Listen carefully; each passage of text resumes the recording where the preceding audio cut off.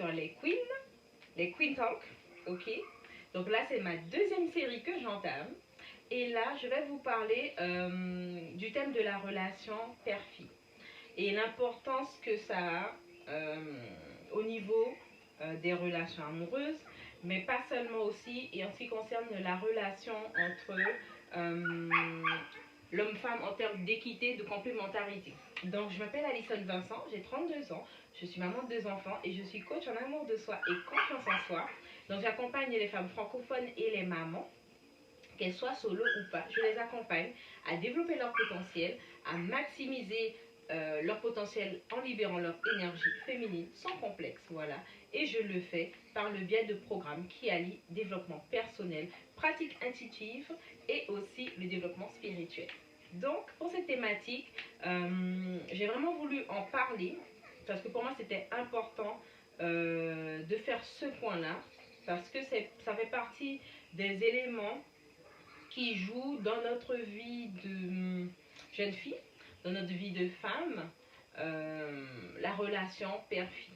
D'accord? Donc il faut comprendre que déjà la relation père-fille, c'est quelque chose qui est quand même assez fort. D'accord? Donc pour nous, généralement, notre père, l'homme est celui vraiment qui va être le protecteur, c'est celui qui pourvoit dans la famille, c'est le chef de famille, c'est celui qu'on respecte, c'est le leader du foyer. Et généralement, on a une relation où, alors moi je parle pour mon cas, ou avec mon père, donc mon père est décédé, ça fait quand même 15 ans, donc mon père et moi, non, nous on avait vraiment un lien père-fille, mais vraiment fusionnel. Donc, on a beaucoup partagé ensemble, on était beaucoup liés dans notre relation père-fille. Donc, on a vraiment construit quelque chose euh, de fort entre nous parce que je suis la seule, je suis la dernière. Donc, je suis la seule fille de mon papa. Donc, c'était vraiment quelque chose de fort, en fait, ce lien père-fille qu'il y avait entre nous. Et vraiment, le fait qu'on ait un père présent, ou qu'on ait un père absent ou un père décédé, ça a quand même ses incidences et ses conséquences sur notre vie de jeune femme, de jeune fille et aussi de femme. On ne peut pas nier ce point important. D'accord? Vous dire aussi que quand on a un père présent, donc pas juste en termes de présence, mais aussi dans son rôle de père. Donc un père qui participe à la vie de sa fille, qui participe à la vie de famille, qui participe à la vie du foyer, qui fait des activités avec ses enfants, qui échange, qui discute. C'est tout ça, la présence du père, le rôle du père, il y a tout ça qui compte, qui est important dedans. Et quand il arrive que des fois on a, par des conséquences ou des causes bien multiples, des fois il y a le père qui est absent ou le père qui décède, à ce moment-là, il y a une certaine brisure du fait de cette absence ou de ce décès. D'accord? Et ça a ses conséquences dans la vie de la jeune fille ou de la femme parce que c'est une perte de repère. Parce que, quoi qu'on en dise, un enfant a besoin de sa mère, mais aussi de son père pour s'épanouir. Euh, Parce que ça permet d'avoir un équilibre. Au niveau, je dirais, au niveau du schéma familial, mais aussi au niveau de sa construction personnelle. Au niveau de sa construction personnelle, parce que ce que l'homme apporte dans son rôle, contrairement à la maman, l'enfant a besoin par rapport à cette énergie qui est apportée par la mère. Le père aussi a une énergie, un pouvoir qui transmet aussi à son enfant. Donc c'est important aussi qu'il puisse être là dans la vie de l'enfant, de la jeune fille, euh, pour vraiment lui permettre d'évoluer, de s'épanouir pleinement.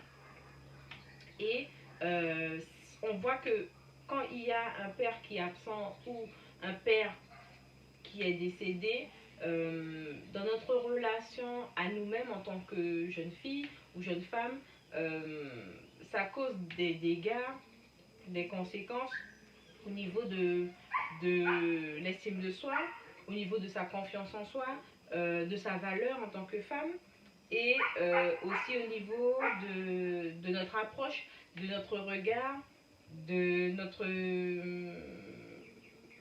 notre vision avec la jante masculine au niveau amoureux. Et je donne un exemple bien précis, hein, bien concret.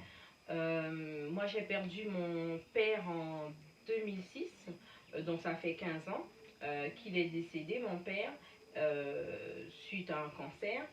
Et le fait de l'avoir perdu quand même à un âge qui était quand même clé, à 17 ans, donc 17 ans, on est à l'approche des 18 ans, donc on sort de la période d'adolescence, on va rentrer dans l'âge, début de l'âge adulte, donc c'est une transition qui se fait entre la fin de l'adolescence, le début de l'âge adulte, la fin des 17 ans, début des 18 ans, et c'est un âge clé en fait. Et quand moi j'ai perdu mon père à 17 ans, j'ai vraiment perdu un repère en fait. J'ai vraiment perdu un repère. J'ai perdu quand même une partie de moi-même, de mon épanouissement, parce que j'ai toujours eu mes deux parents. Et au niveau de mes relations amoureuses, il y a eu une blessure de l'âme de cet abandon, parce que ce décès, ce deuil a été vécu comme un abandon pour moi. Donc ça a eu ses incidences quand même au niveau de mes relations amoureuses.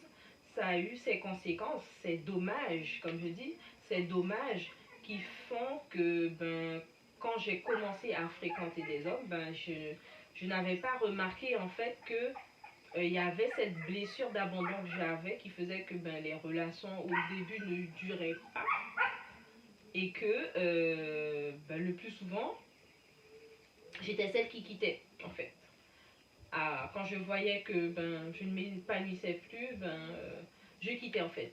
Et quand on arrive à comprendre sa relation, surtout suite à une absence du père ou un deuil d'un parent décédé, quand on arrive à comprendre cette blessure de l'âme qu'on a, parce que ça crée une blessure, hein, pour nous femmes, quand on arrive à comprendre cette blessure, à mettre le point dessus, à la guérir, à la soigner et apprendre à s'en relever, et on voit la chose différemment par rapport à notre approche avec la jante masculine. Et aussi, c'est aussi notre façon d'approcher l'homme, parce que l'homme, comme je vous dis, l'homme, il a son énergie.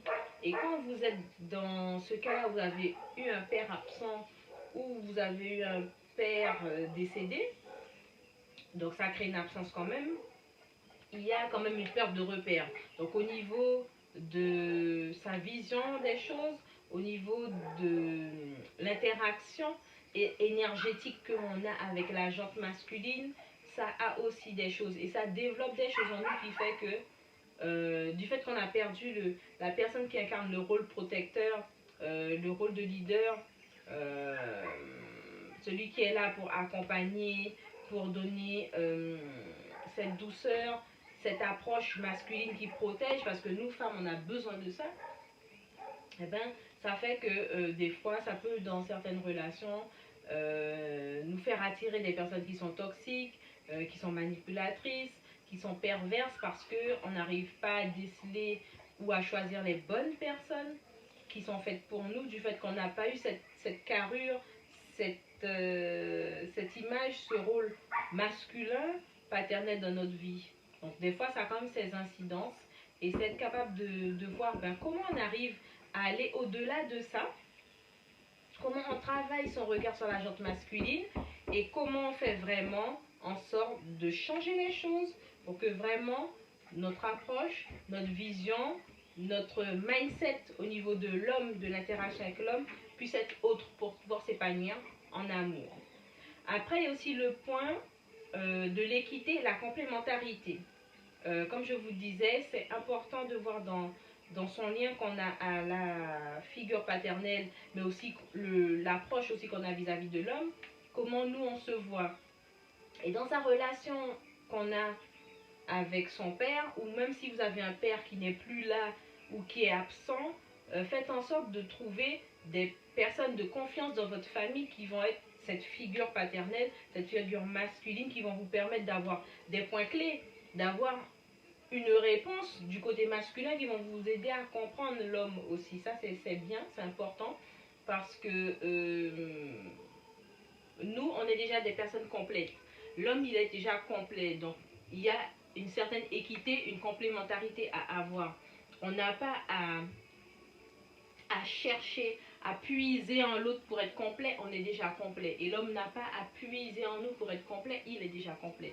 Il faut savoir que dans les relations amoureuses, ce sont des relations où on va être vraiment sur le même point en termes d'équité, de complémentarité. On est là pour aider l'autre à s'élever, en fait. C'est pas pour dire qu'on est en manque de quelque chose. C'est ça le but de la relation, de se compléter, d'évoluer, de bâtir ensemble quelque chose de fort qui nous permet d'évoluer tantôt dans notre vie de femme ou dans notre vie d'homme ou de couple sereinement. D'accord? Donc voilà pour ma petite vidéo. J'espère que ça vous a plu. J'espère aussi que vous allez commenter, liker, partager et enregistrer. Et puis vous me direz ce que vous en pensez. Et si vous voulez d'autres thèmes, n'hésitez pas à me le mettre en commentaire. Voilà les divas. Je vous fais un gros bisou et je vous dis à très bientôt. Bye bye.